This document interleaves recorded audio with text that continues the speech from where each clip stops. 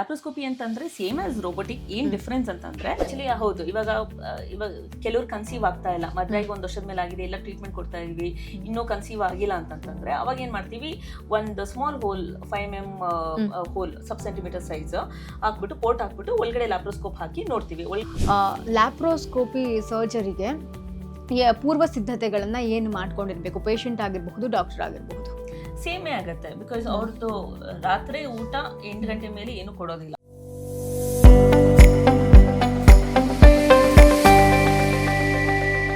And simple surgeries like ovarian cyst, simple cyst ಇದೆ, ಅಥವಾ ಏನಾದರೂ ಟ್ವಿಸ್ಟ್ ಆಗಿದೆ ಚಿಕ್ಕ ಹುಡುಗಿಗೆ, ಅಥವಾ ಏನಾದರೂ ಅದೇ ನಾ ಹೇಳ್ದಂಗೆ ಫೆಲೋಪಿಯನ್ ಟ್ಯೂಬಲ್ಲಿ ಪ್ರೆಗ್ನೆನ್ಸಿ ನಿಂತ್ಕೊಂಡ್ಬಿಟ್ಟು ಅದು ರಪ್ಚರ್ ಆಗಿ ಬ್ಲೀಡಿಂಗ್ ಆಗ್ತಾ ಇದೆ. ಸೊ ಈ ಥರ ಎಲ್ಲ ಸಣ್ಣ ಪುಟ್ಟ ಸರ್ಜರೀಸ್ಗೆಲ್ಲ ಲ್ಯಾಪ್ರೋಸ್ಕೋಪಿ ಮಾಡಿದ್ರೆ ಸಾಕು. ಸೊ ಪೇಷಂಟ್ ಯಾವ ಥರ ಇದೆ ಕಂಡೀಷನ್ ನೋಡಿಕೊಂಡು ನಾವು ಅದ್ರ ಪ್ರಕಾರ ಪ್ರಿಫರ್ ಮಾಡ್ತೇವೆ. ಹಾಗಾದರೆ ಈ ಲ್ಯಾಪ್ರೋಸ್ಕೋಪಿ ಅಂತಂದ್ರೆ ಏನು, ಅದು ಹೇಗೆ ವರ್ಕ್ ಮಾಡುತ್ತೆ?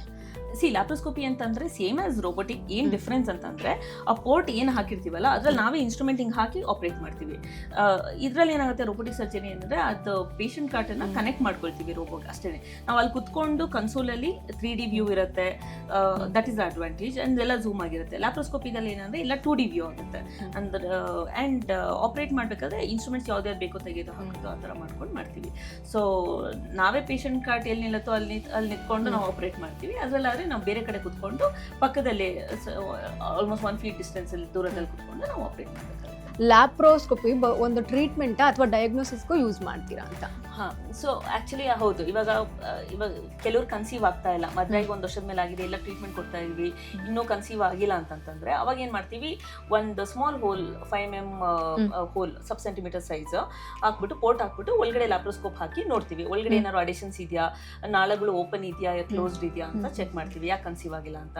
ಅಥವಾ ಪೇಷಂಟ್ಗೆ ತುಂಬಾ ಪೇನ್ ಬರ್ತಾ ಇದೆ, ಸ್ಕ್ಯಾನಿಂಗ್ ನೋಡಿದ್ರೆ ಎಲ್ಲ ನಾರ್ಮಲ್ ಇದೆ, ಅವಾಗ ಏನಿರ್ಬೋದು ಅಂತ ಗೊತ್ತಾಗ್ತಾ ಇಲ್ಲ, ಏನ್ ಮಾಡಿದ್ರು ಪೇನ್ ಕಡಿಮೆ ಆಗ್ತಿಲ್ಲ, ಆ ಟೈಮಲ್ಲಿ ಕೂಡ ಲ್ಯಾಪ್ರೋಸ್ಕೋಪಿ ಒಳಗಡೆ ಹೋಗಿ ನಾವು ಚೆಕ್ ಮಾಡ್ಬಿಟ್ಟು ಅಲ್ಲಿ ಏನಾದ್ರು ಪ್ರಾಬ್ಲಮ್ ಇದೆ ಅದೇ ಟೈಮ್ ಟ್ರೀಟ್ ಮಾಡ್ಬೋದು. ಇಲ್ಲ ಏನೂ ಇಲ್ಲ ಅಂತಂದ್ರೆ ನಾವು ನೆಗೆಟಿವ್ ಲ್ಯಾಪ್ರೋಸ್ಕೋಪಿ ಅಂತ ಹೇಳ್ತೀವಿ. ಸೊ ಅದನ್ನ ಅಟ್ಲೀಸ್ಟ್ ನಾವು ಕನ್ಫರ್ಮ್ ಮಾಡ್ಕೊಳ್ತೀವಿ ಒಳಗಡೆ ಏನೂ ಪ್ರಾಬ್ಲಮ್ ಇಲ್ಲ ಅಂತ. ಇವನ್ ಲ್ಯಾಪ್ರೋಸ್ಕೋಪಿ ತರ ಹಿಸ್ಟೋಸ್ಕೋಪಿನೂ ಬರುತ್ತೆ. ಹಿಸ್ಟೋಸ್ಕೋಪಿ ಏನಂತಂದ್ರೆ ಕೆಳಗಡೆಯಿಂದಾನೆ ಯೂಟ್ರಸ್ ಒಳಗಡೆ ಹೋಗ್ಬಿಟ್ಟು ಯೂಟ್ರಸ್ ಒಳಗಡೆ ಹೇಗಿದೆ, ಏನಾದ್ರು ಪಾಲಿಪ್ ಇದೆಯಾ, ಅಥವಾ ಏನಾದ್ರು ಯಾಕೆ ಏನಾದ್ರು ಸಿಕ್ಕಾಪಟ್ಟೆ ಬ್ಲೀಡಿಂಗ್ ಆಗ್ತಾ ಇದೆ, ಏನಕ್ಕೆ ಬ್ಲೀಡಿಂಗ್ ಆಗ್ತಾ ಇದೆ, ಅಥವಾ ಇವಾಗ ಭ್ರೂಣ ಎಂಬ್ರಿಯೋ ಟ್ರಾನ್ಸ್ಫರ್ ಮಾಡೋಕೆ ಮುಂಚೆ IVF ಅಲ್ಲಿ ಎಲ್ಲ ಚೆನ್ನಾಗಿದೆ, ಯೂಟ್ರಸ್ ಕಂಡೀಷನ್ ಹೇಗಿದೆ ಅದೆಲ್ಲ ಚೆಕ್ ಮಾಡ್ಲಿಕ್ಕೆ ಅದಕ್ಕೆ ಹಿಸ್ಟೋಸ್ಕೋಪ್ ಅಂತೀವಿ. ಲ್ಯಾಪ್ರೋಸ್ಕೋಪಿ ತರನೇ hysteroscopy which we do it from below without any hole ಹಾಕ್ತಾನೆ ಕೆಳಗಡೆಯಿಂದಾನೆ ಕಂಠದಿಂದಾನೆ ಎಂಟರ್ ಆಗ್ಬಿಟ್ಟು ನೋಡ್ಬಿಟ್ಟು ಯೂಟ್ರಸ್ ಒಳಗಡೆ ಚೆಕ್ ಮಾಡ್ತೀವಿ. ಸೊ ಈ ತರ ಕೂಡ ಚೆಕ್ ಮಾಡೋಕೆ ಕೂಡ ನಾವು ಯೂಸ್ ಮಾಡ್ತೀವಿ. ಸಮಟೈಮ್ಸ್ ಎಷ್ಟು ಟೈಮ್ ತಗೊಳುತ್ತೆ ಈ ಸರ್ಜರಿ ಡಿಪೆಂಡ್ಸ್. ಇವಾಗ ದೊಡ್ಡ ಗಡ್ಡೆ ಇದೆ ಅಂದ್ರೆ ಸ್ವಲ್ಪ ಜಾಸ್ತಿ ಟೈಮ್ ತಗೊಳುತ್ತೆ, ಸಣ್ಣ ಗಡ್ಡೆ ಇದೆ ಅಂದ್ರೆ ಸ್ವಲ್ಪ ಟೈಮ್ ತಗೊಳುತ್ತೆ. ಬರೀ ಲ್ಯಾಪ್ರೋಸ್ಕೋಪಿ ಇವಾಗ ಒಳಗಡೆ ಹೋಗಿ ನೋಡೋದಂತಂದ್ರೆ ಅರ್ಧ ಗಂಟೆಯಲ್ಲಿ ಮುಗ್ದೋಗುತ್ತೆ. ಏನಾದ್ರು ಮೇಜರ್ ಸರ್ಜರಿ ಇದ್ರೆ 1 to 2 hours ಆಗುತ್ತೆ. ಕ್ಯಾನ್ಸರ್ ಸರ್ಜರೀಸ್ ಅಂದ್ರೆ 3 hours ತನಕ ಆಗ್ಬೋದು, depends on the surgeries. Laparoscopy ಸರ್ಜರಿಗೆ ಪೂರ್ವ ಸಿದ್ಧತೆಗಳನ್ನ ಏನು ಮಾಡ್ಕೊಂಡಿರ್ಬೇಕು? ಪೇಷಂಟ್ ಆಗಿರಬಹುದು, ಡಾಕ್ಟರ್ ಆಗಿರಬಹುದು, ಸೇಮೇ ಆಗುತ್ತೆ. ಬಿಕಾಸ್ ಅವ್ರದ್ದು ರಾತ್ರಿ ಊಟ 8 ಗಂಟೆ ಮೇಲೆ ಏನು ಕೊಡೋದಿಲ್ಲ. ಸೊ 8 ಗಂಟೆ ಆದ್ಮೇಲೆ 12 ಗಂಟೆ ತನಕ ನೀರು ಕುಡಿಯೋಕೆ ಹೇಳ್ತೀವಿ. Generally for any surgery, laparoscopy ಇರ್ಬೋದು, ರೋಬೋಟಿಕ್ ಸರ್ಜರಿ ಇರ್ಬೋದು, ಒಂದು 12 hours ಆಫ್ ಫಾಸ್ಟಿಂಗ್ ಹೇಳ್ತೀವಿ. ಬಿಕಾಸ್ ಅನಸ್ತೀಶಿಯಾ ಜನರಲ್ ಅನಸ್ತೀಶಿಯಾ ಕೊಡೋದ್ರಿಂದ. ಸೊ ಹಾಗಾಗಿ ಅವರು ಖಾಲಿ ಹೊಟ್ಟೆಲಿ ಇರ್ತಾರೆ. ಆಮೇಲೆ IV ಫ್ಲೂಯಿಡ್ಸ್ ಎಲ್ಲ ಕೊಟ್ಕೊಳ್ತೀವಿ ಅವ್ರಿಗೆ ಡಿಹೈಡ್ರೇಷನ್ ಆಗಬಾರ್ದು ಅಂತ. ಆ್ಯಂಡ್ ಅದ್ರ ಪ್ರಕಾರ ಸರ್ಜರಿ ಮಾಡಿ ಒಂದು 6 hours ಆದಮೇಲೆ ನೋಡ್ಕೊಂಡು ಪೇಷಂಟ್ ಕಂಡೀಷನ್ ನೋಡಿಕೊಂಡು ಯಾವ ಥರ ಸರ್ಜರಿ ಮಾಡಿದ್ದೀವಿ ಅದೆಲ್ಲ ನೋಡಿಕೊಂಡು ಅದ್ರ ಪ್ರಕಾರ ಶುರು ಮಾಡ್ಕೊಳ್ತೀವಿ. ಫಸ್ಟ್ ನೀರು ಕೊಡ್ತೀವಿ, ಅದಾದ್ಮೇಲೆ ವಾಮಿಟಿಂಗ್ ಆಗಿಲ್ಲ ಅಂದರೆ ಸ್ಲೋಲಿ ಸಾಫ್ಟ್ ಡಯಟ್ ಎಲ್ಲ ಶುರು ಮಾಡ್ಕೊಳ್ತೀವಿ. ಅಂದರೆ ಆಲ್ರೆಡಿ ಇವಾಗ BP, ಶುಗರ್ ಎಲ್ಲ ಇದ್ದರೆ ಅವರಿಗೆ ಯಾವ ಸರ್ಜರಿನ ಪ್ರಿಫರ್ ಮಾಡ್ತೀರಾ ನೀವು? ಆ್ಯಕ್ಚುಲಿ BP, ಶುಗರ್ ಎಲ್ಲ ಇರೋರಿಗೇನೆ ರೋಬೋಟಿಕ್ ಸರ್ಜರಿ ಬೆಟರ್. ಯಾಕಂದರೆ ಇವಾಗ ಶುಗರ್ ಇರೋರಿಗೆ ಇನ್ಫೆಕ್ಷನ್ ಆಗೋ ಚಾನ್ಸಸ್ ಜಾಸ್ತಿ ಇರುತ್ತೆ. ಆ್ಯಂಡ್ ದಪ್ಪ ಇರೋರಿಗೆ ಅದು ಫ್ಯಾಟ್ ಎಲ್ಲ ಇನ್ಫೆಕ್ಷನ್ ಆಗೋ ಚಾನ್ಸಸ್ ಜಾಸ್ತಿ ಇರುತ್ತೆ, ಮುಂದೆ ಹರ್ನಿಯ ಬರೋ ಚಾನ್ಸಸ್ ಇರುತ್ತೆ. ಸೊ ಹಾಗಾಗಿ ರೋಬೋಟಿಕ್ ಸರ್ಜರಿನೇ ಬೆಟರು. ಬಿಕಾಸ್ ಅವರಿಗೆ ಪೇನ್ ಕೂಡ ಆಗೋದಿಲ್ಲ ಆ್ಯಂಡ್ ಇನ್ಫೆಕ್ಷನ್ ರೇಟ್ ಕೂಡ ತುಂಬ ಕಡಿಮೆ. ಸೊ ಹಾಗಾಗಿ ಪ್ರಿಫರ್ ಮಾಡ್ತೀವಿ ರೋಬೋಟಿಕ್ ಆ್ಯಂಡ್ ಲ್ಯಾಪ್ರೋಸ್ಕೋಪಿ. ಸರ್ಜರಿಗಿಂತ ಮುಂಚೆ ಏನಾದ್ರು ಬ್ಲಡ್ ಟೆಸ್ಟ್ ಅಥವಾ ಸ್ಕ್ಯಾನಿಂಗ್ ಏನಾದ್ರು ಮಾಡಿಸ್ಕೊಬೇಕು? ಹೌದು, ಅದೆಲ್ಲ ಎವ್ಯಾಲ್ಯೂಯೇಟ್ ಮಾಡ್ತೀವಿ. ಪೇಷಂಟ್ ಇವಾಗ ಏನೋ ಬ್ಲೀಡಿಂಗ್ ಆಗ್ತಾ ಇದೆ, ಏನಕ್ಕೆ ಬ್ಲೀಡಿಂಗ್ ಆಗ್ತಿದೆ, ರಕ್ತ ಎಷ್ಟಿದೆ, ಹಿಮೋಗ್ಲೋಬಿನ್ ನಾರ್ಮಲ್ ಇದೆಯಾ, ಎಲ್ಲ ನಾರ್ಮಲ್ ಮಾಡ್ಕೊಂಡು ಆಮೇಲೆ ಸರ್ಜರಿ ಪ್ಲಾನ್ ಮಾಡಿ ಮಾಡ್ತೇವೆ. ಮಾಡ್ತೇವೆ.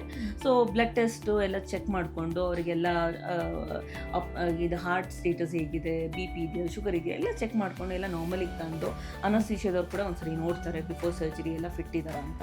ಆಮೇಲೆ ಅಕಸ್ಮಾತ್ ಅವ್ರಿಗೆ ಏನಾದ್ರು ಶುಗರ್ ಕಂಟ್ರೋಲ್ ಇಲ್ಲ ಅಂದರೆ ಫಿಸಿಷಿಯನ್ ಕೂಡ ಮೀಟ್ ಮಾಡಿಸ್ತೀವಿ. ಅವರೆಲ್ಲ ಶುಗರ್ ಕಂಟ್ರೋಲಿಗೆ ತಂದ ಮೇಲೆ ನಾವು ಆಪರೇಟ್ ಮಾಡೋದು, ಸರ್ಜರಿ ಮಾಡೋದು.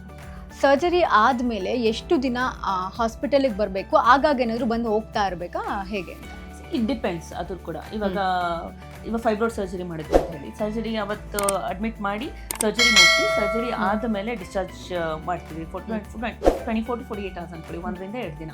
ಡಿಸ್ಚಾರ್ಜ್ ಮಾಡಿದ್ಮೇಲೆ ಅವ್ರದ್ದು ಅದೇನು ರಿಪೋರ್ಟ್ ಎಲ್ಲ, ಎಷ್ಟು ಪಥಾಲಜಿ ರಿಪೋರ್ಟ್ ಎಲ್ಲ ಯೂಶಲಿ 5 to 6 days ಬರುತ್ತೆ. ಪಥಾಲಜಿಗೆ ಏನು ಕಳಿಸಿರ್ತೀವಿ, ಅದೇನು ಗಡ್ಡೆ ಏನು ಕಳಿಸಿರ್ತೀವಲ್ಲ ಟೆಸ್ಟಿಂಗಿಗೆ, ಸೊ ಆ ರಿಪೋರ್ಟ್ ತೋರ್ಸಕ್ಕಂತ 1 week ನಂತರ ಬರ್ತಾರೆ. ಅಷ್ಟೊತ್ತಿಗೆ ನಾವೆಲ್ಲ ಡ್ರೆಸ್ಸಿಗೆ ಏನು ಮಾಡಿರ್ತೀವಿ ಅದು ರಿಮೂವ್ ಮಾಡ್ತೀವಿ. ಸೊ ಅದಾದಮೇಲೆ ನೋಡಿಕೊಂಡು, ಇವಾಗ ಕ್ಯಾನ್ಸರ್ ಅಂತಂದರೆ ಚೆಕಪ್ಪಿಗೆ ಹೇಳ್ತೀವಿ ಎವ್ರಿ 6 months ಅಥವಾ 1 ತಿಂಗಳ ನಂತರ ಬರ್ತಾರೆ. ಆಮೇಲೆ ಎವ್ರಿ 6 months for 2 years, ಆಮೇಲೆ ಎವ್ರಿ ಇಯರ್ ಆ ಥರ ಚೆಕಪ್ ಇರುತ್ತೆ. ಈ ಥರ ಸರ್ಜರೀಸ್ ಎಲ್ಲ ಒಂದ್ಸತಿ 1 ವರ್ಷ ಆದಮೇಲೆ ಒಂದ್ಸತಿ ಬನ್ನಿ ತೋರಿಸ್ಕೊಳ್ಳಿ ಅಂತ ಹೇಳ್ತೀವಿ ಅಷ್ಟೇ. ಈ ಸರ್ಜರಿ ಮಾಡಿಸ್ಕೊಂಡ್ಮೇಲೆ ನಾರ್ಮಲ್ ಅಂದರೆ ರೋಬೋ ಸರ್ಜರಿನಲ್ಲಿ ನಾವು ಹೇಗಿರ್ತೀವಿ ಹಾಗೇ ಇರ್ತೀವಿ, ಅಷ್ಟು ಗಾಯಗಳು ನೋವುಗಳೇನೂ ಆಗೋದಿಲ್ಲ. ಬಟ್ ಇದರಲ್ಲಿ ಪೇನ್ ಆಗುತ್ತಾ? ಜೊತೆಗೆ ಎಷ್ಟು ದಿನ ಆದಮೇಲೆ ನಾವು ಕೆಲಸ ಮಾಡ್ಬೋದು? ಯಾವುದರಲ್ಲಿ? Laparoscopy. Laparoscopy and robotic surgery ಎರಡಕ್ಕೂ ಆಲ್ಮೋಸ್ಟ್ ಸೇಮ್ ಟೈಮ್ ಇದೆ ರಿಕವರಿಗೆ. So almost 1 week to 2 weeks. Major surgery ಆಯಿತು ಅಂತಂದರೆ 2 weeks ಆದಮೇಲೆ they can travel anywhere, they can get back to work. Usually any surgery for that matter 3 months usually 5 kg ಭಾರ ಎತ್ತಬೇಡಿ ಅಂತ ಹೇಳ್ತೀವಿ. And ತೀರಾ abdomen ಮೇಲೆ ಪ್ರೆಷರ್ ಹಾಕೋದು ಮತ್ತು ಜಿಮ್ಮಿಗೆ ಹೋಗೋದು ಅದೆಲ್ಲ ಒಂದು 3 months ಅವಾಯ್ಡ್ ಮಾಡಿ ಅಂತ ಹೇಳ್ತೀವಿ. ಬಟ್ ಆಸ್ ಸಚ್ ವಾಕಿಂಗ್ ಎಲ್ಲ ಶುರು ಮಾಡ್ಕೋಬೋದು ಅವರು. ವಾಕಿಂಗ್ ಇರ್ಬೋದು, ಸ್ವಿಮ್ಮಿಂಗ್ ಇರ್ಬೋದು, ರೊಟೀನ್ ಆಕ್ಟಿವಿಟೀಸ್, ಕುಕಿಂಗ್ ಇರ್ಬೋದು ಆ್ಯಂಡ್ ಕೆಲಸಕ್ಕೆ ಹೋಗೋದು ಅದೆಲ್ಲ 15 daysಗೆ ಶುರು ಮಾಡ್ಕೋಬೋದು. ಫುಡ್ ಡಯಟ್ ಹೇಗಿರ್ಬೇಕಿಂತ? ಫುಡ್ ಯೂಶಲಿ ಏನು ಮಾಡ್ತೀವಿ ಅಂತಂದರೆ within like I said 24 to 48 hours ಅಷ್ಟೇ. ಅದಾದಮೇಲೆ ನಾರ್ಮಲ್ ಡಯಟ್ ಶುರು ಮಾಡ್ಕೊಂಡ್ಬಿಡ್ತೀವಿ.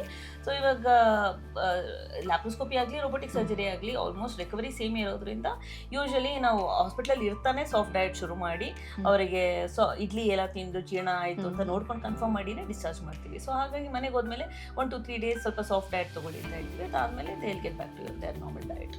ಓಕೆ, ಈಗ ಏನು ಯಾವುದೋ ಒಂದು ಸರ್ಜರಿ ಮಾಡಿಸ್ಕೊಂಡಾದ್ಮೇಲೆ ಇಷ್ಟು ದಿನ ಸ್ನಾನ ಮಾಡಬಾರ್ದು ಅಂತೆಲ್ಲ ಹೇಳ್ತಾರೆ. ಬಟ್ ಇಲ್ಲೂ ಆ ಥರ ಏನಾದ್ರು ಇದೆಯಾ? ಆ ಥರ ಏನಿಲ್ಲ.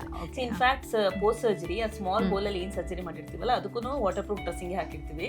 Next day of the surgery only they will take Baat. And ಅದಾದಮೇಲೆ ನಾವು ವಾಟರ್ ಪ್ರೂಫ್ ಡ್ರೆಸ್ಸಿಂಗ್ ಹಾಕಿರೋದ್ರಿಂದ ಅದು ಇನ್ಫ್ಯಾಕ್ಟ್ 3 to 4 days ಅದು ಡ್ರೆಸ್ಸಿಂಗ್ ಇದ್ರೆ ಸಾಕು. ಅದಾದಮೇಲೆ ಅಷ್ಟೊತ್ತಿಗೆ ಅದು ಆಲ್ರೆಡಿ ಸೀಲ್ ಆಗಿರುತ್ತೆ. ಸೊ ಆ ಡ್ರೆಸ್ಸಿಂಗ್ ರಿಮೂವ್ ಮಾಡಿ ಅದು ಓಪನ್ನೇ ಬಿಟ್ಬಿಡ್ತೀವಿ. ಬಟ್ ಆಸ್ ಸಚ್ ಅದ್ರ ಮೇಲೆ ಸ್ನಾನ ಮಾಡಿ ಸೋಪ್ ಹಚ್ಚಿ ವಾಶ್ ಮಾಡಿ ಕ್ಲೀನಾಗಿ ಇಟ್ಕೊಳ್ಳಿ ಅಂತ ಹೇಳ್ತೀವಿ. ಇಲ್ಲಾಂದ್ರೆ ಅದು ಅಲ್ಲೇನಾರು ಅವ್ರು ಕಟ್ಕೊಂಡು ಅಲ್ಲಿ ನೀರು ತಗಲಿದಾಗ ಮಾಡಿದ್ರೆ ಇನ್ಫೆಕ್ಷನ್ ಆಗುತ್ತೆ. ಸೊ ಹಾಗಾಗಿ ಇವಾಗೆಲ್ಲ ಅದು ವಾಶ್ ಮಾಡಿ ಕ್ಲೀನಾಗಿ ಇಟ್ಕೊಳ್ಳಿ ಅಂತಲೇ ಹೇಳ್ತೀವಿ. 48 hours ಆದಮೇಲೆ ಅದು ಸೀಲ್ ಆಗಿಬಿಟ್ಟಿರುತ್ತೆ. ಸೊ ಹಾಗಾಗಿ ಅದನ್ನು ಓಪನ್ನೇ ಬಿಡ್ತೀವಿ ಆ್ಯಂಡ್ ವಾಶ್ ಮಾಡ್ಕೊಳ್ಳಿ ಅಂತಲೇ ಹೇಳ್ತೀವಿ. ಸೊ ಮ್ಯಾಮ್, ಈ ಸರ್ಜರಿ ಮಾಡಿಸ್ಕೊಂಡ್ರೆ ಯಾಕೋ ತುಂಬ ಭುಜದ ನೋವು ಬರುತ್ತೆ ಅಂತ ಹೇಳ್ತಾರೆ, ಇದು ನಿಜನಾ ಅಂತ? ಆ್ಯಕ್ಚುಲಿ ಕೆಲವರಿಗೆ ಆ ಥರ ಏನಾಗುತ್ತೆ ಅಂತಂದರೆ ಹೊಟ್ಟೆಲಿ ಗ್ಯಾಸ್ ತುಂಬಿ ಮಾಡಿರ್ತೀವಲ್ಲ ಸರ್ಜರಿ. ಸೊ ಅದರಿಂದ ಸ್ವಲ್ಪ ಲಂಗ್ಸ್ ಕೆಳಗಡೆ ಏನು ಡಯಾಫ್ರಮ್ ಅಂತ ಇರುತ್ತಲ್ಲ, ಇದು ಕವರ್ ಆಗಿರುತ್ತಲ್ಲ, ಅದು ಇರಿಟೇಷನ್ಗೆ ಸ್ವಲ್ಪ ಶೋಲ್ಡರ್ ಪೇನ್, ರೆಫರ್ಡ್ ಪೇನ್ ಅಂತ ಹೇಳ್ತೀವಿ ಅಷ್ಟೇ. That is for hardly 1 or 2 days ಅಷ್ಟೇ. ಬಟ್ ಎಲ್ಲರಿಗೂ ಬರೋದಿಲ್ಲ. ನಾವು ಯೂಶಲಿ ಏನು ಮಾಡ್ತೀವಿ, ಗ್ಯಾಸ್ ಕಂಪ್ಲೀಟ್ ಆಗಿ ರಿಮೂವ್ ಮಾಡಿಬಿಟ್ಟು ಇದು ಮಾಡ್ತೀವಿ. ಇಲ್ಲಾಂದ್ರೂ ಬಾಡಿ ಅಬ್ಸರ್ವ್ ಮಾಡ್ಕೊಳ್ಳುತ್ತೆ. ಬಟ್ ಅದೇನು ಭಯ ಪಡಬೇಕಾಗಿಲ್ಲ, ಹಾಗೆ ಬಿಟ್ಬಿಟ್ರು ಆ ಥರ ಏನೂ ಇರೋದಿಲ್ಲ. ಆಮೇಲೆ ಭಯ ಪಟ್ಕೊಂಡು ಹಾಸ್ಪಿಟಲ್ಗೆ ಬರೋದು ಅದೆಲ್ಲ ಏನು ಬೇಡವಾ? ಇಲ್ಲ ಆ ಥರ ಏನಾಗಲ್ಲ. ಅವ್ರು ಕಂಫರ್ಟಬಲ್ ಆದ್ಮೇಲೆ ನಾವು ಡಿಸ್ಚಾರ್ಜ್ ಮಾಡ್ತೀವಿ. ಮ್ಯಾಮ್, ಈ 3 ಚಿಕಿತ್ಸೆ, ರೋಬೋ ಆಗಿರಬಹುದು, ಲ್ಯಾಪ್ರೋಸ್ಕೋಪಿ ಆಗಿರಬಹುದು, ಓಪನ್ ಸರ್ಜರಿ ಆಗಿರ್ಬೋದು, ಈ 3 ಸರ್ಜರಿಗಳಲ್ಲೂ ನೀವು ಯಾವುದನ್ನ ಪ್ರಿಫರ್ ಮಾಡ್ತೀರಾ ಅಂತ? Robotic surgery is the best. ಇವಾಗ ಲೇಟೆಸ್ಟ್ ಅಡ್ವಾನ್ಸ್ ಅಂದ್ರೆ ಅದೇನೆ. ಡಿಪೆಂಡ್ಸ್. ಇವಾಗ ಫೈಬ್ರಾಯ್ಡ್ ಇರ್ಬೋದು, ಎಂಡೋಮೆಟ್ರಿಯೋಸಿಸ್ ಇರ್ಬೋದು, ಗರ್ಭಕೋಶ ತೆಗೆಯೋದಿರ್ಬೋದು, ಏನೋ ಹೆವಿ ಬ್ಲೀಡಿಂಗ್ ಅಥವಾ ಏನಾದ್ರು ಗಡ್ಡೆಗಳಿದೆ ಅಂತಂತಂದರೆ ಗರ್ಭಕೋಶ ತೆಗೆಯೋದು ಸರ್ಜರಿ ಕೂಡ ರೋಬೋಟಿಕಲ್ಲಿನೇ ಮಾಡ್ಬೋದು. ಕ್ಯಾನ್ಸರ್ ಸರ್ಜರೀಸ್ನ ಹೇಳ್ದಂಗೆ ಯೂಟ್ರೈನ್ ಕ್ಯಾನ್ಸರ್ ಅಂದರೆ ಗರ್ಭಕೋಶದ ಕ್ಯಾನ್ಸರು, ಆಮೇಲೆ ಸರ್ವಿಕಲ್ ಕ್ಯಾನ್ಸರ್, ಇದಕ್ಕೆಲ್ಲ ರೋಬೋಟಿಕ್ ಸರ್ಜರಿ ಬೆಸ್ಟ್ ಹೇಳಿ ಮಾಡ್ದಂಗೆ. And depends on the stage also. ನಾವು ಅದ್ರ ಪ್ರಕಾರ ಪ್ರಿಫರ್ ಮಾಡ್ತೀವಿ. ಆ್ಯಂಡ್ ಒಂದು ಅಡ್ವಾಂಟೇಜ್ ಅಂತಂತಂದರೆ ಈ ಕ್ಯಾನ್ಸರ್ ಸರ್ಜರಿದಲ್ಲಿ ಇವಾಗ open surgery complete lymph notes ತೆಗಿತೀವಿ. ಇವಾಗ ಇನ್ನೊಂದು ಏನು ಅಡ್ವಾನ್ಸ್ಮೆಂಟ್ ಆಗಿದೆ ಅಂತಂತಂದರೆ ಈ ಲಿಂಫ್ ನೋಡ್ಸ್ ಏನು ತೆಗಿತೀವಿ ಕ್ಯಾನ್ಸರ್ ಸರ್ಜರೀಸ್ ಮಾಡಿದಾಗ, ಸೊ ಈ ಓಪನ್ ಸರ್ಜರಿ ಮಾಡಿದ್ರೆ ಕಂಪ್ಲೀಟ್ ಲಿಂಫ್ ನೋಡ್ಸ್ ತೆಗಿತಾ ಇದ್ವಿ. ಸೊ ಇವಾಗ ಸೆಂಟಿನಲ್ ನೋಡ್ ಬಯೋಪ್ಸಿ ಅಂತ ಲೇಟೆಸ್ಟ್ ಅಡ್ವಾನ್ಸ್ಮೆಂಟ್ ಕ್ಯಾನ್ಸರಲ್ಲಿ. ಸೊ ಏನಂತಂದರೆ ಫಸ್ಟ್ ಲಿಂಫ್ ನೋಡು ಯಾವುದು ಕ್ಯಾನ್ಸರ್ ಮೆಟೀರಿಯಲ್ ಡ್ರೈನ್ ಆಗುತ್ತಲ್ಲ ಆ ಲಿಂಫ್ ನೋಡನ್ನ ನಾವು ಫೈರ್ಫ್ಲೈ ಟೆಕ್ನಾಲಜಿ ಅಂತ ನಮಗೆ ಇದಿರುತ್ತೆ ರೋಬೋದಲ್ಲಿ. ಸೊ ಅದನ್ನು ಆನ್ ಮಾಡಿಕೊಂಡ್ರೆ ನಾವು ಅದು ಗ್ರೀನ್ ಕಲರ್ ಆಗಿ ಅದು ಡೈ ಇಂಜೆಕ್ಟ್ ಮಾಡಿರ್ತೀವಿ, ಆ ಗ್ರೀನ್ ಡೈ ಅದು ತಗೊಳುತ್ತೆ ಫಸ್ಟ್. ಸೊ ಅದೊಂದು ಲಿಂಫ್ ನೋಡ್ ತೆಗೆದ್ರೆ ಸಾಕು. ಸೊ ಹಾಗಾಗಿ ಏನಾಗುತ್ತೆ ಅಂತಂದ್ರೆ ಎಲ್ಲ ಕಂಪ್ಲೀಟ್ ಲಿಂಫ್ ನೋಡ್ಸ್ ತೆಗೆದ್ರೆ ಪೇಷಂಟ್ ಕೆಲವರಿಗೆ ಕಾಲು ಊತ ಬರುತ್ತೆ, ಸೊ ಲಿಂಫೆಡಿಮಾ ಅಂತ ಹೇಳ್ತೀವಿ, ಆ ಕಾಂಪ್ಲಿಕೇಶನ್ಸ್ ಕೂಡ ಅವಾಯ್ಡ್ ಮಾಡ್ಬೋದು. ಆ್ಯಂಡ್ ಅದು ರೋಬೋಟಿಕಲಿ ಮಚ್ ಅಡ್ವಾನ್ಸ್. ಸೊ ಹಾಗಾಗಿ definitely for uterine cancer and cervical cancer robotic ಸರ್ಜರಿನೇ preferred. And coming to laparoscopy ಏನಂತಂದರೆ ಸಣ್ಣ ಪುಟ್ಟ ಸರ್ಜರಿ, ಸಿಂಪಲ್ ಸಿಸ್ಟ್ ಇರ್ಬೋದು, ಅಥವಾ ಲೈಕ್ ಐ ಸೆಡ್ ಅದೇ ಗರ್ಭಕೋಶದ ಪಕ್ಕ ಏನು ಫೆಲೋಪಿಯನ್ ಟ್ಯೂಬ್ ಇರುತ್ತೆ ಅದರಲ್ಲಿ ಪ್ರೆಗ್ನೆನ್ಸಿ ಆಗಿದೆ, ಅದೆಲ್ಲ ಒಂದು ಅರ್ಧ ಗಂಟೆಯಲ್ಲಿ ಮುಗಿಯೋ ಸರ್ಜರಿ, ಸಿಂಪಲ್ ಸರ್ಜರೀಸ್ ಎಲ್ಲ ಲ್ಯಾಪ್ರೋಸ್ಕೋಪಿನಲ್ಲೇ ಮಾಡ್ಕೋಬೋದು. ಸೊ ಇವಾಗ ಓವೇರಿಯನ್ ಕ್ಯಾನ್ಸರಿಗೆ ರೋಬೋಟಿಕ್ ಸರ್ಜರಿ ಪ್ರಿಫರ್ ಮಾಡ್ತೀವಿ ನಾನು ಹೇಳ್ದಂಗೆ. ಆ್ಯಂಡ್ ಅದಲ್ಲದೆ ತುಂಬ ದೊಡ್ಡ ಗಡ್ಡೆ, ಕಂಪ್ಲೀಟ್ ಆಲ್ಮೋಸ್ಟ್ 30 ಸೆಂಟಿಮೀಟರ್ ಗಡ್ಡೆ ಆ ಥರ ಎಲ್ಲ ಇರ್ಬೋದು.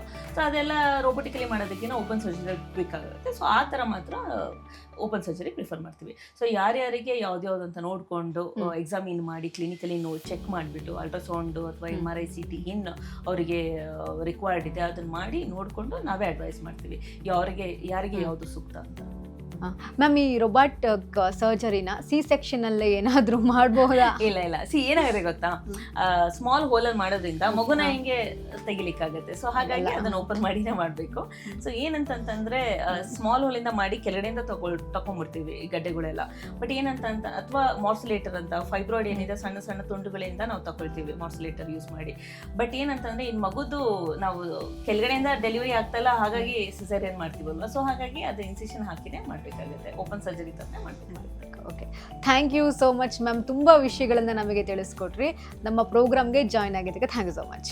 ನಮಸ್ಕಾರ, ಥ್ಯಾಂಕ್ ಯು. ಲೇಟೆಸ್ಟ್ ಹಾಗೂ ಇಂಟ್ರೆಸ್ಟಿಂಗ್ ಸುದ್ದಿಗಳಿಗಾಗಿ ಬಾಸ್ ಟಿವಿ ಕನ್ನಡ ಚಾನೆಲ್ನ ಸಬ್ಸ್ಕ್ರೈಬ್ ಮಾಡಿ, ಹಾಗೆಯೇ ಬೆಲ್ ಐಕಾನ್ ಪ್ರೆಸ್ ಮಾಡಿ. ಇದರ ಜೊತೆಗೆ ಫೇಸ್ಬುಕ್, ಇನ್ಸ್ಟಾಗ್ರಾಮ್, ಎಕ್ಸ್ನಲ್ಲೂ ಮಿಸ್ ಮಾಡದೆ ಫಾಲೋ ಮಾಡಿ.